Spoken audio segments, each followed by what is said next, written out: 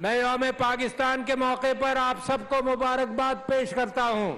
23 مارچ کے تاریخی دن کو منانے کے لیے آج کی یہ پریڈ اس لحاظ سے بھی منفرد ہے کہ اس سال ہم پاکستان کی آزادی کی 75ویں سالگرہ بھی منا رہے ہیں۔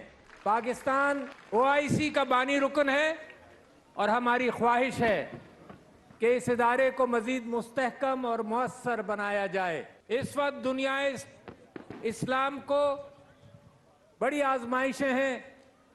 فلسطین میں اور بھارتی مقبوضہ جموں و کشمیر میں عوام پر جبر و تشدد کیا جاتا ہے۔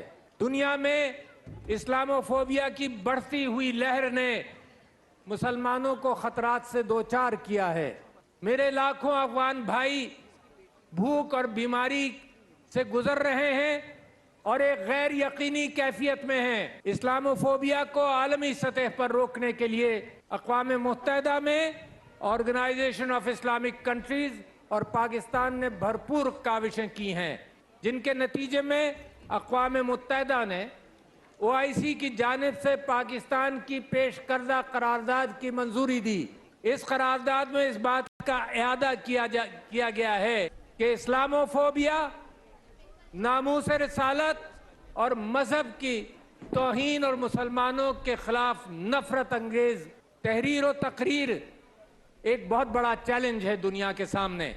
اب ہر سال 15 مارچ کو اسلاموفوبیا سے مقابلے کا دن منایا جائے گا اور دنیا اس بات کا اعادہ کرے گی اور یقینی بنائے گی کہ اسلاموفوبیا کی کیفیت کو ہمیشہ کے لیے ختم کیا جائے۔ میں اس بات پر پاکستانی قوم کو بھی مبارکباد پیش کرتا ہوں، امہ مسلمہ کو بھی مبارکباد پیش کرتا ہوں۔